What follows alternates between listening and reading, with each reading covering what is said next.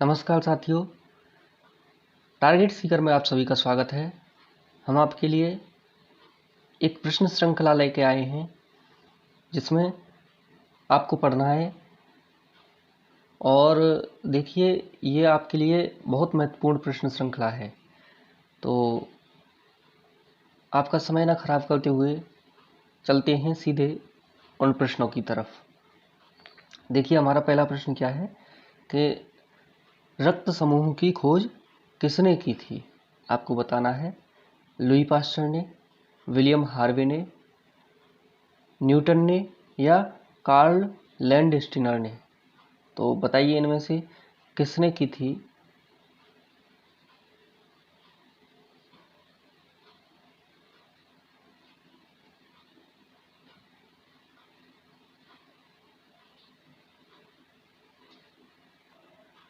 तो देखिए, Louis Pasteur ने जो की थी वो किसकी की थी? रेबीज के टीके की। रेबीज का टीका ठीक है। विलियम हार्वे ने रक्त परिसंचरण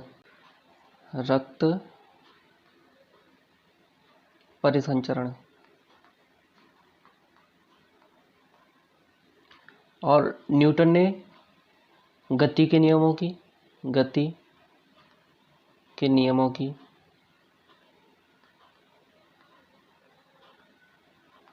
तो इसका सही उत्तर क्या है? Karl Landsteiner. ठीक है ना। रक्त समूह की खोज किसने की थी? कार्ल लैंडस्टीनर ने।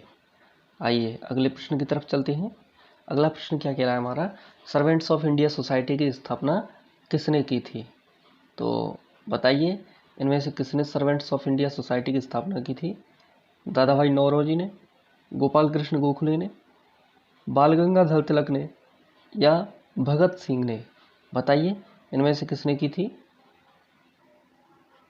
तो भगत सिंह ने किसकी स्थापना की थी? भारत नौजवान सभा की। ठीक है।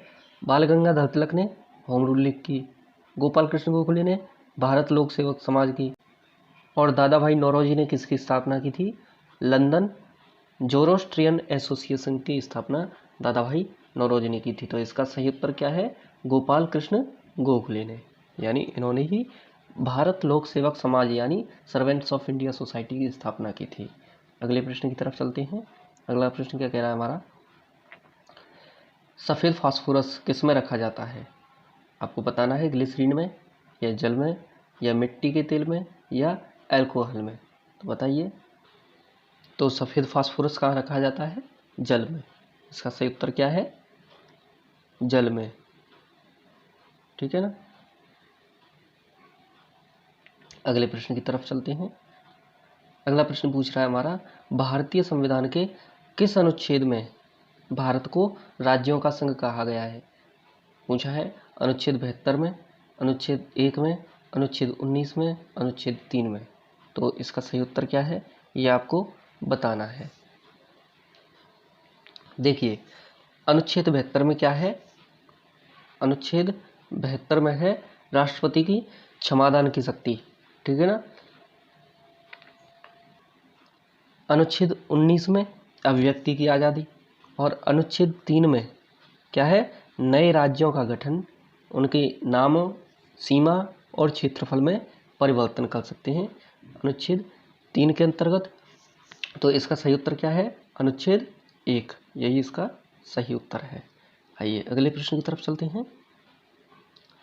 अगला प्रश्न कह रहा है हमारा, चलते वाहन में अचानक से ब्रेक लग जाने पर जो यात्री होते हैं गिर जाते हैं। ठीक है ना। जो यात्री होते हैं वे गिर जाते हैं। तो इसका कारण क्या है? ये कारण आपको बताना है कि वो किस नियम के आधार पर गिर जाते हैं। न्यूटन का पहला नियम है, न्यूटन का दूसरा नियम है, न्यूटन का तीसरा नियम है या सापेक्षता का नियम है? तो बताइए इनमें से कौन सा उत्तर सही है। देखिए, जो न्यूटन का पहला नियम है वो क्या कहता है?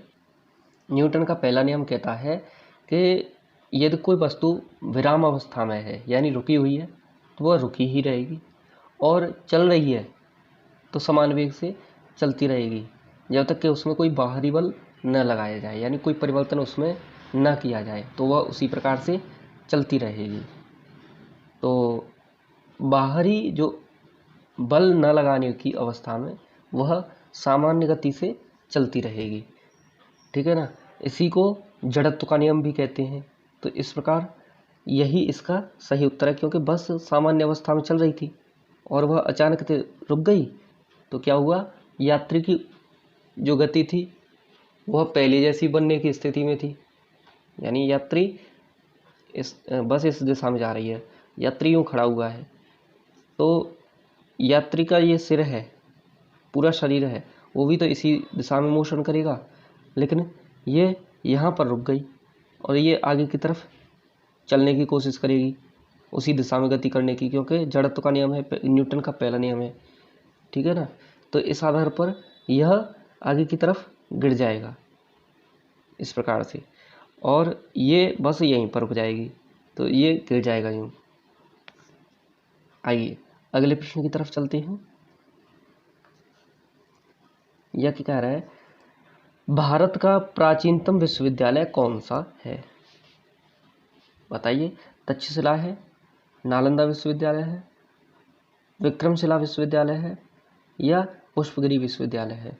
इनमें से कौन सा सही उत्तर है? तो इस प्रश्न का आपका सही उत्तर है नालंदा विश्वविद्यालय। ये सबसे पुराना विश्वविद्यालय है।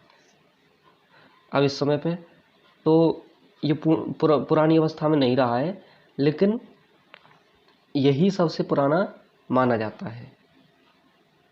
आइए, धन विधेयक कहाँ प्रस्तुत किया जाता है? राज्यसभा में, लोकसभा में, सुप्रीम कोर्ट में, या इनमें से कहीं भी?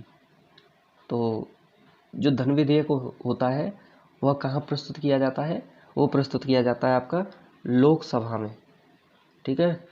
और कोई विधेयक धन विधेयक है या नहीं है, इसको कौन सर्टिफाई करता है? जो अध्यक्ष होता है लोकसभा का, ठीक है ना, लोकसभा अध्यक्ष इसको सर्टिफाई करते हैं। अगला प्रश्न क्या कह रहा है हमारा? अगला प्रश्न कह रहा है कि उपनिषद शब्द का शाब्दिक अर्थ क्या होता है? उपनिषद शब्द जो है उसका अर्थ पूछा है हमसे। तो इसका अर्थ क्या है? सस्वर पाठ करना, धार्मिक ज्ञान, पास बैठना, या धार्मिक ग्रंथ। बताइए इस शब्द का अर्थ क्या है? तो इस शब्द का सही अर्थ है पास बैठना। उप माने समीप, निषद माने बैठना, यानी गुरु के पास में बैठकर जब शिष्य विद्या ग्रहण करते थे तो उसे उपनिषद कहा जाता था। अगले प्रश्न की तरफ चलते हैं। अगला प्रश्न कह रहा है राधाकुंड किस राज्य में स्थित है? उत्तर प्रदेश में, हरियाणा में, बिहार में, या राजस्थान में? तो बताइए इनमें से किस जगह पे राधाकुंड स्थित है? तो राधाकुंड क्या है? मथुरा जिले में एक धार्मिक स्थल है। यहाँ पर तीर्थयात्री आते हैं और वे स्नान आदि करते हैं यहाँ पे। तो मथुरा वृंदावन में है ये, और मथुरा वृंदावन कहाँ है? उत्तर प्रदेश में। तो इसका सही उत्तर क्या है? उत्तर प्रदेश। आइए अगले प्रश्न की तरफ चलते हैं। अगला प्रश्न कह रहा है हमारा, इनमें से कौन सा अक्षय ऊर्जा का स्रोत नहीं है? पनबिजली, जीवाश्म ईंधन, सौर ऊर्जा, या पवन ऊर्जा? तो इसका सही उत्तर क्या है ये आपको बताना है। देखिए पनबिजली है, ये भी सदा चलने वाला है, ठीक है, सदा रहने वाला है। सौर ऊर्जा है, सूर्य से आने वाली जो किरणें होती हैं उसके माध्यम से जो ऊर्जा प्राप्त होती है, सौर ऊर्जा, वो भी सदैव रहने वाला है। पवन ऊर्जा यानी हवा के माध्यम से जो ऊर्जा मिलती है वह भी सदैव रहने वाला है। तो इनमें से सही उत्तर क्या है? जीवाश्म ईंधन, ये सदैव नहीं रहने वाला, ये क्या है, नष्ट हो जाता है। एक बार प्रयोग करने के बाद में पुनः यह प्रयोग में नहीं आता, धुआं बन जाता है, उड़ जाता है, ठीक है।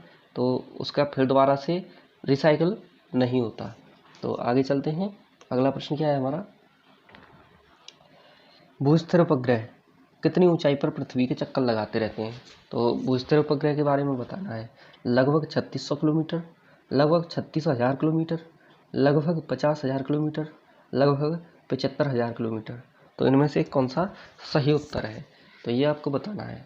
तो देखिए हमारा जो भूस्थिर उपग्रह होता है यह लगभग 36,000 किलोमीटर की ऊंचाई पर स्थापित किए जाते हैं पृथ्वी से।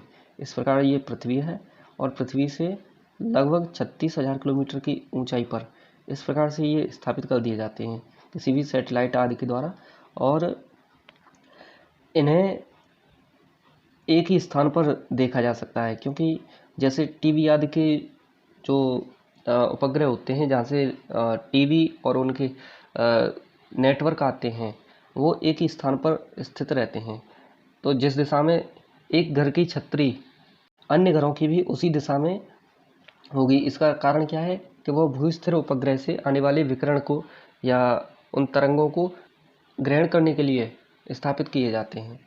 तो इसलिए ये भूस्थिर उपग्रह एक ही स्थान पर यानी पृथ्वी के साथ साथ ही घूर्णन करते हैं। पृथ्वी इस प्रकार से यूँ घूम रही है अपनी दूरी पे घूम रही है, तो इसके साथ ही ये भी इसी प्रकार, जैसे ये इस जगह पे है तो ये भी इसी स्थान पे है, ये इस जगह पे है तो इस जगह का इस जगह पे होगा।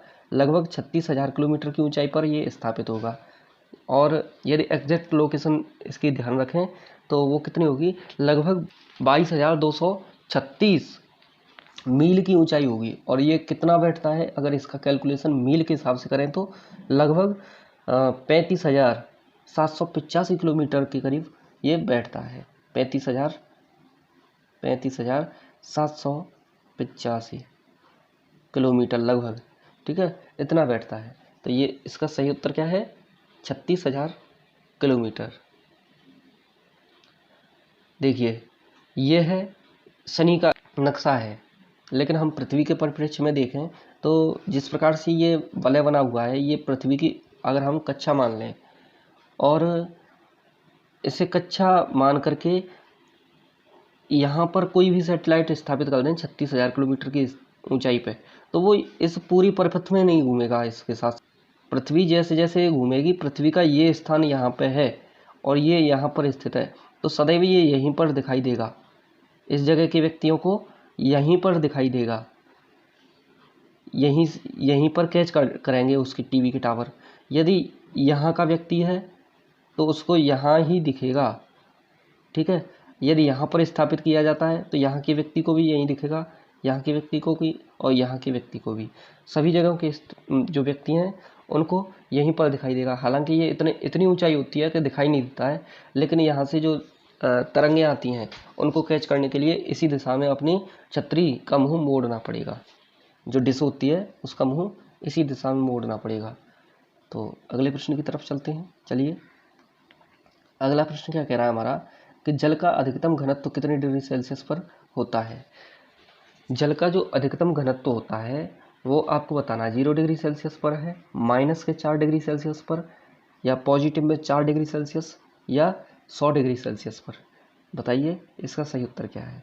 तो देखिए, हमारा जो पानी होता है वो 100 डिग्री सेल्सियस पर खौलने लग जाता है और 4 डिग्री सेल्सियस पर अधिकतम घनत्व होता है इसका। यानी पहले घनत्व बर्फ़ है, यानी 0 डिग्री सेल्सियस पर पानी है, उसे हम गर्म करें तो पहले इसका घनत्व बढ़ेगा 4 डिग्री सेल्सियस तक और फिर उसके बाद में घटने लगेगा। ये होता है इसका सही उत्तर, ठीक है ना। क्योंकि अधिकांश द्रवों में क्या होता है कि पहले तो उसके आयतन में वृद्धि होती है, घनत्व में कमी होती है गर्म करने पर, लेकिन यह पानी में इसका ठीक उल्टा व्यवहार होता है, उसका घनत्व बढ़ने लगता है, ठीक है। यदि किसी पात्र में 0 डिग्री सेल्सियस पर पानी लेकर गर्म किया जाए और 0 डिग्री सेल्सियस से 4 डिग्री सेल्सियस तक का आयतन घटता है और घनत्व बढ़ता है। अतः 4 डिग्री सेल्सियस पर पानी का जो आयतन होता है वह न्यूनतम होगा और घनत्व क्या होगा, अधिकतम होगा। इसलिए इसका सही उत्तर क्या है, 4 डिग्री सेल्सियस। अगला प्रश्न क्या कह रहा है हमारा, भारत में कानून कौन बनाता है, लोकसभा, राज्यसभा, राष्ट्रपति, या राष्ट्रपति और संसद के दोनों सदन। तो इसका सही उत्तर क्या है, राष्ट्रपति और संसद के ये दोनों सदन मिलकर कानून बनाते हैं। कोई भी बिल पहले लोकसभा या राज्यसभा इन सदनों में पेश किया जाएगा, पारित किया जाएगा, मतलब पास कर दिया जाएगा, और फिर उसके बाद में राष्ट्रपति के साइन होने के बाद में वह कानून का रूप ले लेता है विधेयक। ठीक है, तो आगे चलते हैं। अगला प्रश्न क्या कह रहा है हमारा? अगला प्रश्न कह रहा है 1 GB डेटा किसके बराबर होता है? जो हम मेमोरी कार्ड में यूज करते हैं स्टोरेज के रूप में, तो वह कितना होता है? 1 GB डेटा किसके बराबर होता है? 1000 MB, 1024 MB, 1024 KB, 1024 TB। देखिए MB का मतलब क्या होता है? मेगाबाइट, KB का मतलब किलोबाइट और TB का मतलब टेराबाइट। तो इस प्रकार इसका सही उत्तर क्या है? 1024 MB। ठीक है ना। और देखिए 1024 MB, इसकी न्यूनतम इकाई क्या होती है? बिट। बिट। फिर 8 बिट मिलकर 8 बिट बराबर क्या होता है? 8 बिट मिलकर क्या बनती है? 1 बाइट। बाइट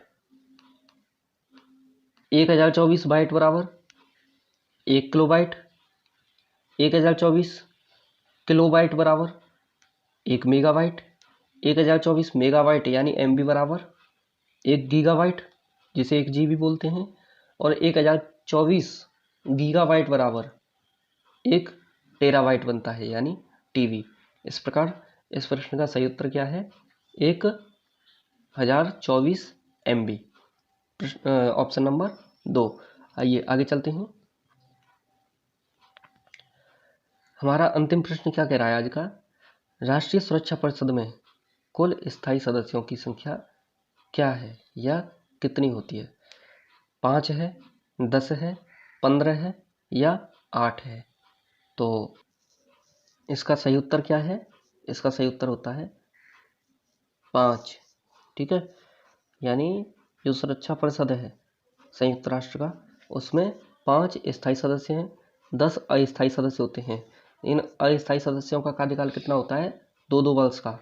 ठीक है, ये चुने जाते हैं, तो 2-2 वर्ष का इनका कार्यकाल होता है। संयुक्त राष्ट्र सुरक्षा परिषद की स्थापना कब हुई थी? 1945 में। और इसके सदस्य कौन कौन है? अमेरिका है, अमेरिका, अमेरिका,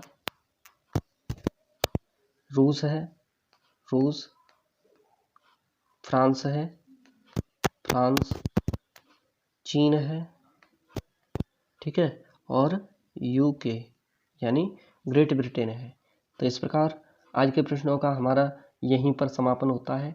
इसलिए अगली टेस्ट सीरीज आपके समक्ष लेके आएंगे। बने रहिए हमारे साथ में। नमस्कार, जय हिंद।